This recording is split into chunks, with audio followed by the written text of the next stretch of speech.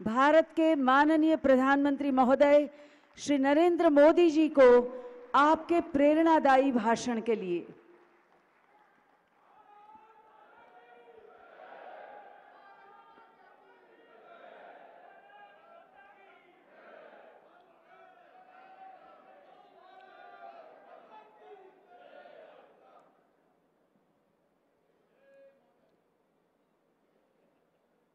भारत माता की।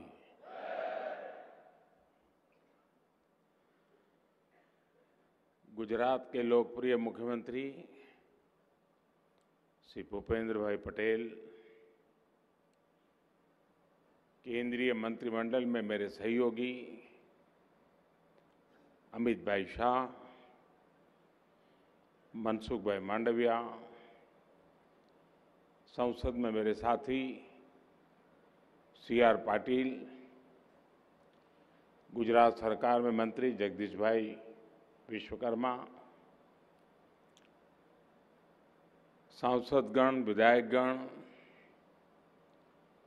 गुजरात सरकार के सभी मंत्रीगण, सहकारिता आंदोलन से जुड़े सभी वरिष्ठ महानुभाव, इफ्को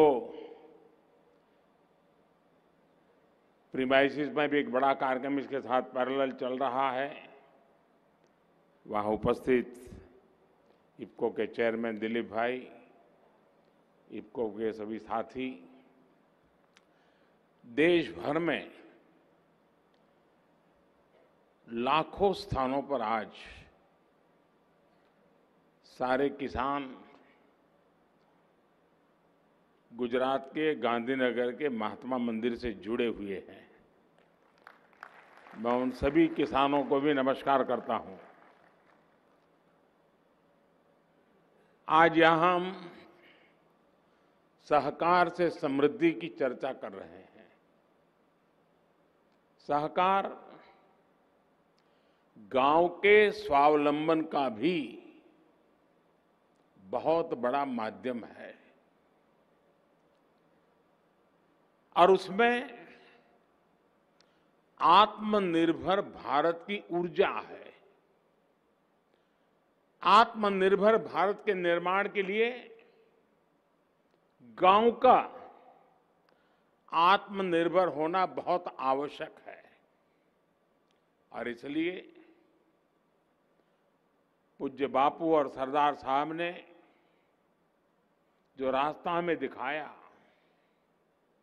उसके अनुसार आज हम मॉडल कोऑपरेटिव विलेज उस दिशा में आगे बढ़ रहे हैं। गुजरात के ऐसे 6 गांव चिन्हित भी किए गए हैं जहां पूरी तरह से कोऑपरेटिव व्यवस्थाएं लागू की जाएगी। साथियों, आज आत्मनिर्भर कृषि के लिए देश के पहले नैनो यूरिया प्लांट का लोकार्पण करते हुए भी मैं सच्चे हृदय से बताता हूं कि मैं एक विशेष आनंद की अनुभूति करता हूं।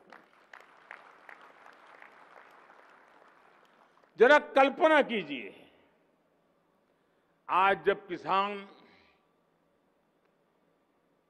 यूरिया लेने जाता है,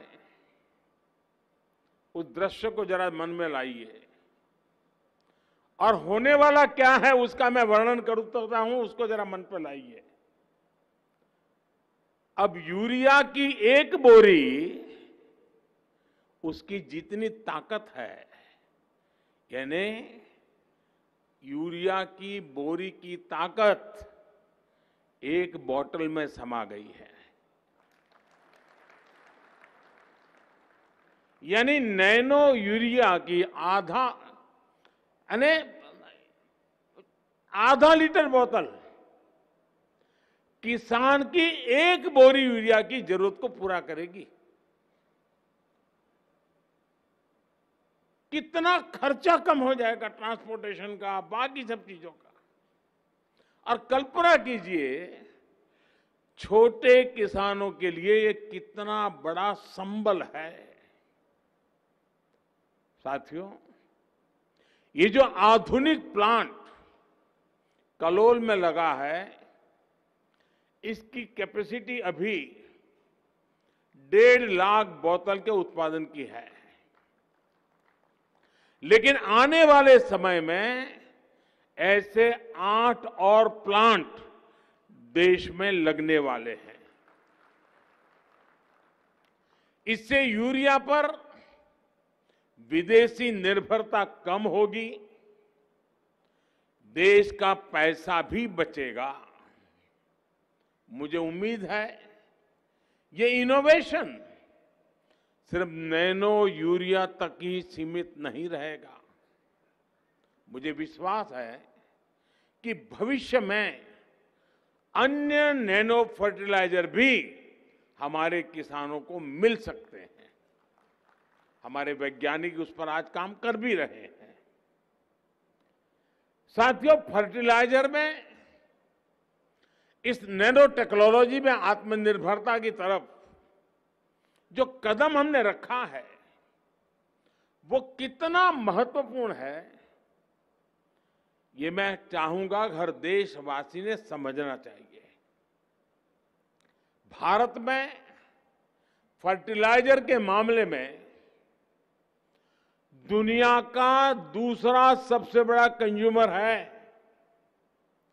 लेकिन उत्पादन के मामले में हम तीसरे नंबर पे हैं। ऊपर से 7-8 साल पहले तक हमारे यहां ज्यादातर यूरिया खेत में जाने के बजाय काला बाजारी का शिकार हो जाता था और किसान अपनी जरूरत के लिए लाठियां खाने को मजबूर हो जाता था। हमारे यहां जो बड़ी यूरिया की फैक्ट्रियां थी वो भी नई टेक्नोलॉजी के अभाव में बंद हो गई थी और इसलिए 2014 में सरकार बनने के बाद हमने यूरिया की 100% नीम कोटिंग का बीड़ा उठाया, उसको किया। इससे देश के किसानों को पर्याप्त यूरिया मिलना सुनिश्चित हुआ।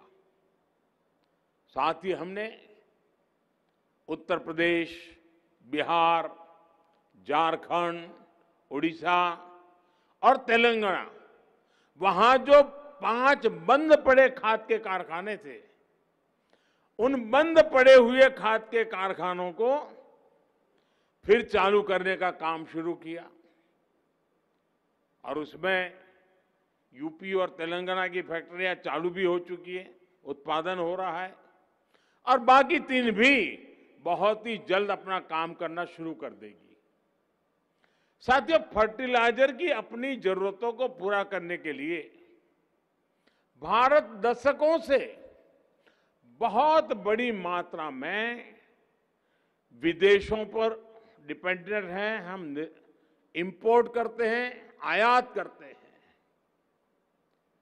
हम अपनी जरूरत का लगभग 1/4 इंपोर्ट करते हैं, लेकिन पोटाश और फॉस्फेट के मामले में तो हमें करीब करीब 100% विदेशों से लाना पड़ता है। बीते 2 सालों में कोरोना लॉकडाउन के कारण इंटरनेशनल मार्केट में फर्टिलाइजर की कीमतें बहुत अधिक बढ़ गई। वो शायद कम था तो युद्ध आ धमका। युद्ध से परिस्थितियों ने फर्टिलाइजर के वैश्विक बाजार में उपलब्धता भी सीमित कर दी और कीमतों को भी कई गुना और बढ़ा दिया।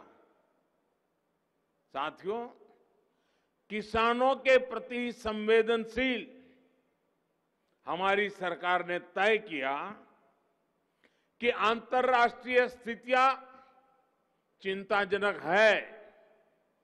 दाम बढ़ रहे हैं। फर्टिलाइजर को प्राप्त करने के लिए दुनिया भर में दौड़ना पड़ रहा है।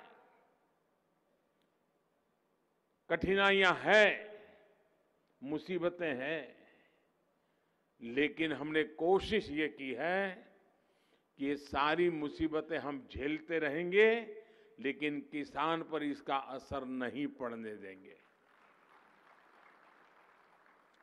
और इसलिए हर मुश्किल के बावजूद भी हमने देश में फर्टिलाइजर का कोई बड़ा संकट नहीं आने दिया। साथियों, भारत विदेशों से यूरिया मंगाता है, उसमें यूरिया का 50 किलो का एक बैग 3,500 रुपये का पड़ता है। 3,500 रुपये का एक बैग, याद रखिए। लेकिन देश में गांव में किसान को वही यूरिया का बैग 3,500 से खरीद के सिर्फ 300 रुपये में दिया जाता है। 300 रुपये में, यानी यूरिया के एक बैग पर हमारी सरकार 3,200 रुपये से ज्यादा खुद सरकार उस बोझ को वहन कर रही है। इसी प्रकार डीएपी के 50 किलो के बैग पर पहले हमारे पूर्व जो सरकारें थी, उनको 500 रुपये वहन करना होता था एक बैग पर। अंतर्राष्ट्रीय बाजार में डीएपी की कीमत में उछाल आने के बावजूद हमारी सरकार ने लगातार प्रयास किया है कि किसानों पर इसका बोझ कम से कम हो। अब हमारी सरकार डीएपी के 50 किलो के बैग पर 2,500 रुपये, 2,500 रुपये महोदय, उनकी माननीय धर्मपत्नी सविता कोविंद जी तथा मंच पर सभी लोगों का हम स्वागत करेंगे और इस स्वागत के पश्चात ये कार्यक्रम आगे बढ़ेगा। एक बार पुनः इस गरिमामय कार्यक्रम में आप सभी का बहुत बहुत स्वागत। सरकार ने अपने पर लिया है, भारत के किसान को दिक्कत ना हो, इसके लिए पिछले साल 1,60,000 करोड़ रुपए की 1,60,000 करोड़ रुपए की सब्सिडी फर्टिलाइजर में केंद्र सरकार ने दी है। किसानों को मिलने वाली ये राहत इस साल लगभग 2 लाख करोड़ रुपए से ज्यादा होने वाली है। साथियों, देश के किसान के हित में जो भी जरूरी हो वो हम करते हैं, करेंगे और देश के किसान की ताकत बढ़ाते रहेंगे। लेकिन हमने सोचना भी चाहिए, क्या हम 21वीं सदी में अपने किसानों को सिर्फ विदेशी परिस्थितियों पर निर्भर रख सकते हैं क्या? हर साल ये जो लाखों करोड़ रुपए केंद्र सरकार खर्च कर रही है, ये विदेश क्यों जाए? क्या ये भारत के किसानों के काम नहीं आना चाहिए? महंगे फर्टिलाइजर से किसानों की बढ़ती लागत को कम करने का कोई स्थायी समाधान क्या हमें नहीं ढूंढना चाहिए? साथियों, ये सवाल हैं जो हर सरकार के सामने अतीत में रहे हैं। ऐसा नहीं कि सारे मामले सिर्फ मेरे सामने आए हैं, लेकिन पहले सिर्फ तात्कालिक समस्या का ही समाधान तलाशा गया। आगे वो परिस्थितियां ना आए, इसके लिए बहुत सीमित प्रयास हुए। बीते 8 सालों में हमने तात्कालिक उपाय भी किए हैं और समस्याओं के स्थायी समाधान भी खोजे हैं। कोरोना महामारी जैसी परिस्थितियां भविष्य में ना बने, इसके लिए हेल्थ इंफ्रास्ट्रक्चर पर फोकस किया जा रहा है। खाद्य तेल की समस्या कम से कम हो, इसके लिए मिशन ऑयल पाम पर काम किया चल रहा है। कच्चे तेल पर विदेशी निर्भरता कम करनी है, इसके लिए बायोफ्यूल, ग्रीन हाइड्रोजन और दूसरे उपायों पर आज बड़े स्तर पर प्रयास चल रहा है। नैनो टेक्नोलॉजी पर व्यापक निवेश भी इसी अप्रोच का परिणाम है। इसी प्रकार प्राकृतिक खेती की तरफ किसानों को प्रोत्साहन देने के लिए जो अभियान देश में चल रहा है, वो भी परमानेंट सॉल्यूशन का हिस्सा है। और मैं गुजरात के किसानों को विशेष रूप से बधाई देता हूं। गुजरात का किसान प्रगतिशील है। छोटा किसान हो तो भी साहस करने का स्वभाव रखता है। और जिस प्रकार से गुजरात से मुझे खबरें आ रही हैं कि प्राकृतिक खेती की तरफ गुजरात का छोटा किसान भी अब मुड़ने लगा है। लाखों की तादाद में गुजरात में किसान प्राकृतिक खेती के मार्ग पर चल पड़े हैं। मैं इन सब किसानों को हृदय से अभिनंदन करता हूं और इस पहल के लिए मैं उनको प्रणाम करता हूं। साथियों, आत्मनिर्भरता में भारत की अनेक मुश्किलों का हल है और आत्मनिर्भरता का एक बेहतरीन मॉडल सहकार भी है। यह हमने गुजरात में बहुत सफलता के साथ अनुभव किया है और आप सभी साथी इस सफलता के सेनानी हैं। गुजरात के कोऑपरेटिव सेक्टर से जुड़े सभी महारथी बैठे हैं। मैं हर किसी का चेहरा बैठे बैठे देख रहा था। सब पुराने साथी जो आज सहकारी क्षेत्र में गुजरात की विकास यात्रा को आगे बढ़ा रहे हैं, ऐसे एक से बढ़कर एक दिग्गज मेरे सामने बैठे हैं। आनंद हो रहा है जिस तपस्या से आप इस काम को आगे बढ़ा रहे हैं और सहकारी स्पिरिट को लेकर के आगे बढ़ा रहे हैं। साथियों, गुजरात तो इसलिए भी सौभाग्यशाली रहा है क्योंकि पूज्य बापू और सरदार साहब का नेतृत्व यहां में मिला। पूज्य बापू ने सहकार के से स्वावलंबन का जो मार्ग दिखाया, उसको सरदार साहब ने जमीन पर उतारने का काम किया। और जब सहकारी की बात आती है, जैसे अमित भाई ने उल्लेख किया, वेंकुट भाई मेहता की याद आना बहुत स्वाभाविक है।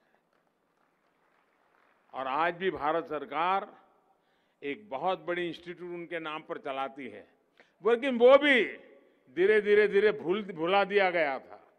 इस बार हमने बजट में 25 करोड़ रुपए का प्रावधान करके उसको और ताकतवर बनाने का काम शुरू किया है। इतना ही नहीं, हमारे यहां तो हाउसिंग के लिए सोसाइटी, कोऑपरेटिव सोसाइटी, इसका पहला प्रयोग हमारे यहां हुआ। ये जो हमारे पालड़ी में प्रीतम नगर है, वो प्रीतम नगर उसी का उदाहरण है। देश की पहली सहकारी आवास योजना का वो जीता जागता उदाहरण है। साथियों, सहकारी क्षेत्र में अमूल ने एक अपनी पहचान बना दी। अमूल जैसे ब्रांड ने पूरी दुनिया में गुजरात के कोऑपरेटिव मूवमेंट की एक ताकत का परिचय कराया है, एक पहचान बनाई है। गुजरात में डेयरी, चीनी और बैंकिंग सहकारी आंदोलन के सफलता का उदाहरण है। बीते सालों में तो फल, सब्जी सहित दूसरे क्षेत्रों में भी सहकार का दायरा बढ़ा है। भाइयों और बहनों, सहकारिता के सफल प्रयोगों में एक बहुत बड़ा मॉडल देश की ग्रामीण अर्थव्यवस्था को सशक्त करने के लिए हमारे सामने है। डेयरी सेक्टर के कोऑपरेटिव मॉडल का उदाहरण हमारे सामने है। आज भारत दुनिया का सबसे बड़ा दूध उत्पादक है, जिसमें गुजरात की बहुत बड़ी हिस्सेदारी है। बीते सालों में डेयरी सेक्टर तेजी से बढ़ भी रहा है और ग्रामीण अर्थव्यवस्था में ज्यादा कंट्रीब्यूट भी कर रहा है। आज भारत एक साल में लगभग 8 लाख करोड़ रुपए का दूध उत्पादन करता है। 8 लाख करोड़ रुपए का दूध, और प्रमुखतया ये कारोबार ज्यादातर हमारी माताएं बहनें संभालती हैं। उसकी दूसरी तरफ जरा देखिए, गेहूं और धान का बाजार अगर हम मिलाकर के देखें तो वो दूध उत्पादन से भी कम है। यानी दूध अगर 8 लाख करोड़ का है तो गेहूं और धान का टोटल उससे भी कम है। आप देखिए दूध उत्पादन में हमारे देश ने कितनी बड़ी ताकत खड़ी की है। इसी तरह हम पशुपालन के पूरे सेक्टर को देखें तो ये 9.5 लाख करोड़ रुपए से अधिक का है। ये भारत के छोटे किसानों, भूमिहीन श्रमिकों के लिए बहुत बड़ा संबल है। साथियों, बीते दशकों में गुजरात में अगर गांवों में अधिक समृद्धि देखने को मिली है तो उसका एक बहुत बड़ा कारण डेयरी सेक्टर से जुड़े कोऑपरेटिव्स रहे हैं। और आपको हैरानी होगी, अगर हम कुछ भी कोई चीज याद कराते हैं तो किसी को लगता है कि हम किसी की आलोचना करते हैं। आलोचना नहीं करते हैं, लेकिन कभी कोई चीज को याद इसलिए करना होता है कि पहले क्या होता था। हमारे देश में, हमारे गुजरात में, कच्छ सौराष्ट्र में डेयरी करना, डेयरी का निर्माण करना, इस पर रोक लगाने के प्रावधान किए गए थे। यानी एक प्रकार से इलीगल एक्टिविटी में डाल दिया गया था। जब मैं यहां था तो हमने कहा भाई ये अमूल बढ़ रहा है तो कच्छ की डेयरी भी बढ़ सकती है, अमरेली की डेयरी भी बढ़ सकती है, हम रोक कर क्यों बैठे हैं। और आज गुजरात में चारों दिशा में डेयरी का क्षेत्र बहुत ताकत के साथ खड़ा हो गया। गुजरात में भी दूध आधारित उद्योगों का व्यापक प्रसार इसलिए हुआ क्योंकि इसमें सरकार की तरफ से पाबंदियां कम से कम रही। सरकार जितना बच करके रहे बचने की कोशिश की और सहकारी क्षेत्रों को फलने फूलने की पूरी आजादी दी। सरकार यहां सिर्फ एक फैसिलिटेटर की भूमिका निभाती है, बाकी का काम या तो आप जैसे सारे हमारे सहकारी का क्षेत्र को समर्पित सारे हमारे साथी कर रहे हैं, या तो हमारे किसान भाई बहन कर रहे हैं। दूध उत्पादक और दूध का व्यवसाय करने वाला प्राइवेट और कोऑपरेटिव सेक्टर दोनों एक दूसरे से जुड़े हैं और एक बेहतरीन सप्लाई और वैल्यू चेन उन्होंने खड़ी की है। साथियों, सबसे बड़ी बात, डेयरी सेक्टर में सबसे अधिक हमारे छोटे किसान हैं और जैसा मैंने पहले कहा, हमारी माताएं बहनें इस काम को संभालती हैं। गुजरात में लगभग 70 लाख बहनें आज इस मूवमेंट का हिस्सा है। 70 लाख बहनें ने 50 लाख से अधिक परिवार होंगे ही होंगे जी।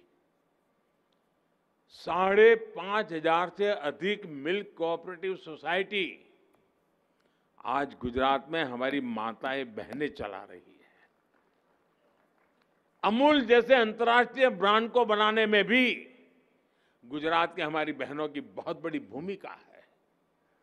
एक प्रकार से सहकारिता ने गुजरात में महिला उद्यमिता को नए आयाम दिए हैं। हम लिज्जत पापड़ तो जानते ही हैं। आदिवासी क्षेत्र की गरीब माताओं बहनों से शुरू किया गया काम आज एक मल्टीनेशनल ब्रांड बन गया है।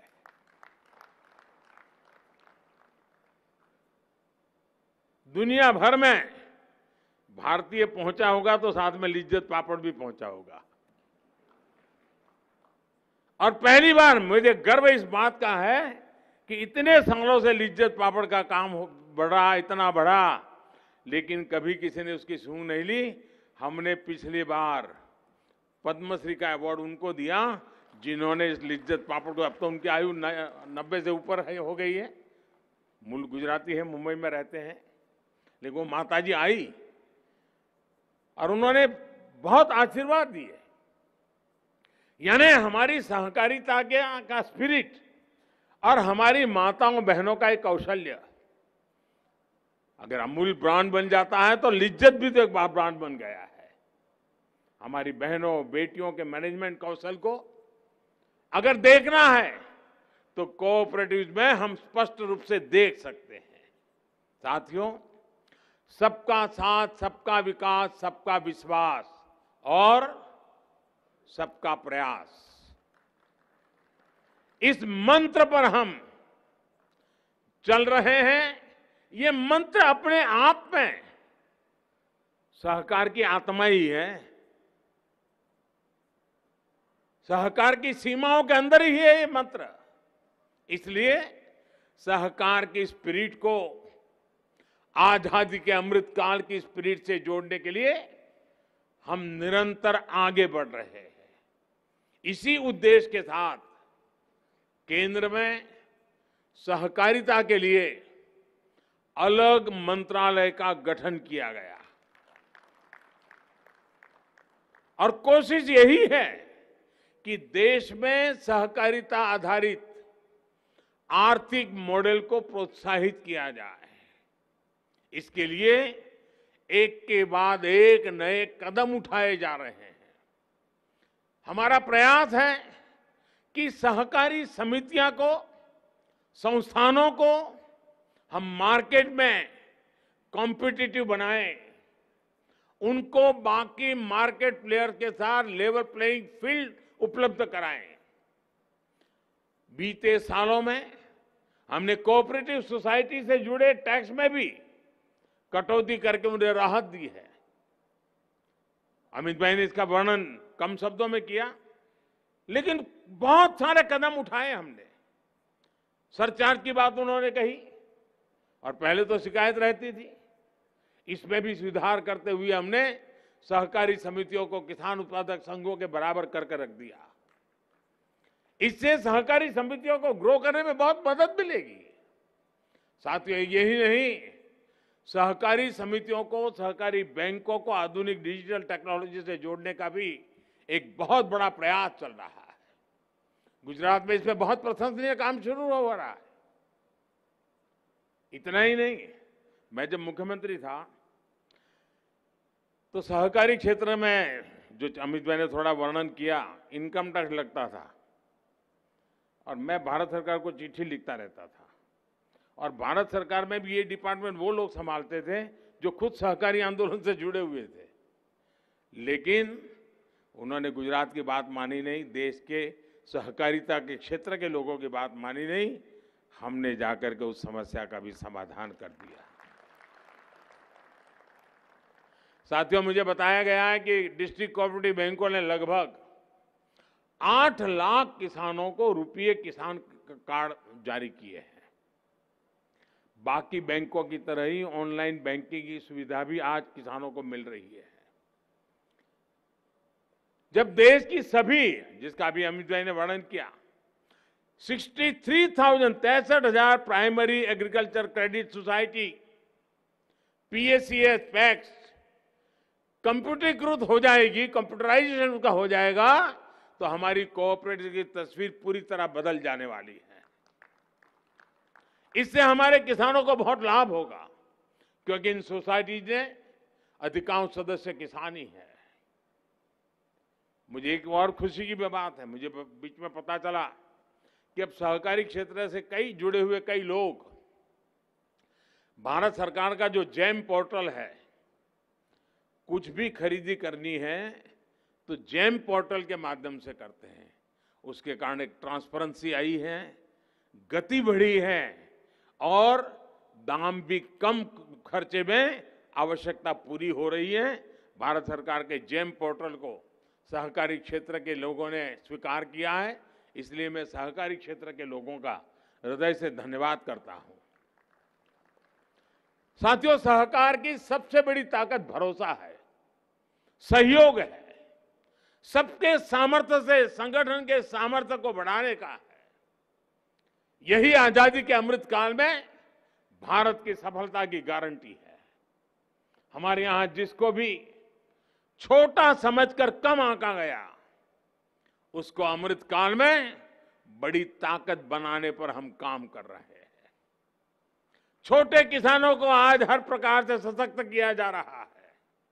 इसी प्रकार लघु उद्योगों, एमएसएमई को भारत की आत्मनिर्भर सप्लाई चेन का मजबूत हिस्सा बनाया जा रहा है। जो हमारे छोटे दुकानदार है, व्यापारी है, उनको भी एक डिजिटल टेक्नोलॉजी का platform ONDC, open network for digital commerce उपलब्ध कराया जा रहा है। इससे डिजिटल स्पेस में स्वस्थ स्पर्धा को प्रोत्साहन मिलेगा, देश के छोटे व्यापारियों को भी बराबरी का मौका मिलेगा। ये भारत के ई कॉमर्स मार्केट की संभावनाओं को बल देगा, जिसका गुजरात के छोटे व्यापारियों को भी निश्चित रूप से लाभ होगा। साथियों, गुजरात व्यापार कारोबार की परंपरा से जुड़ा राज्य रहा है। अच्छे व्यापारी की कसौटी ये है कि वो मुश्किल हालत में भी कैसे व्यापार को अच्छे से संभालता है। सरकार की भी यही कसौटी होती है कि चुनौतियों के बीच वो कैसे समाधान निकालने के लिए नए नए तरीके खोजती है। ये जितने भी प्रावधान, जितने भी रिफॉर्म बीते वर्षों से हम देख रहे हैं, ये आपदा को अवसर में बदलने का ही हमारा प्रयास है।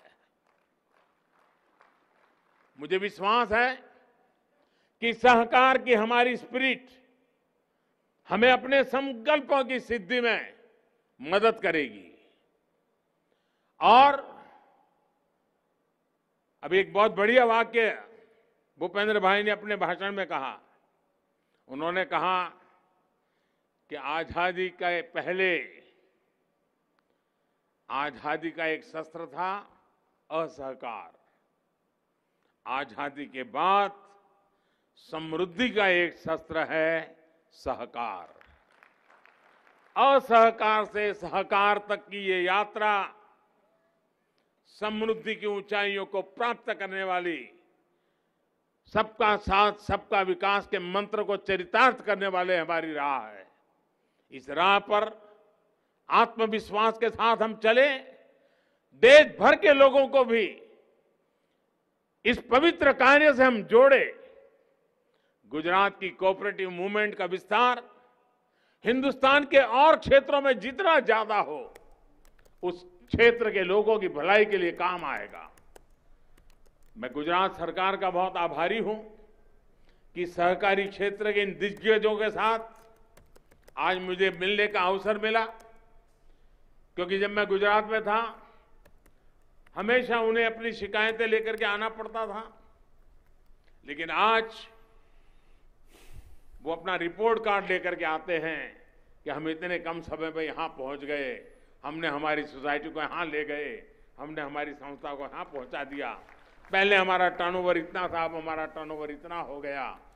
बड़े गर्व के साथ छोटी छोटी सोसाइटी के लोग मिल जाते, कहते हैं हमने तो साहब सब कंप्यूटर पे चलाते हैं, सब हमारे यहाँ ऑनलाइन होने लगा है।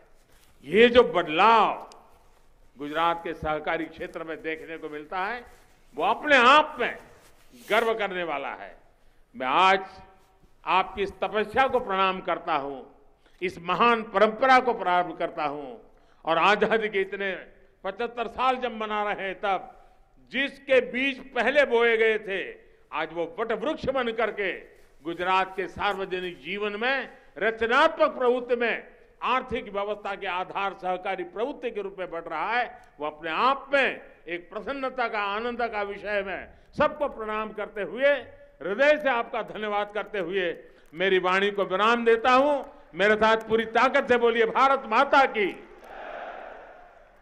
भारत माता की, भारत माता की।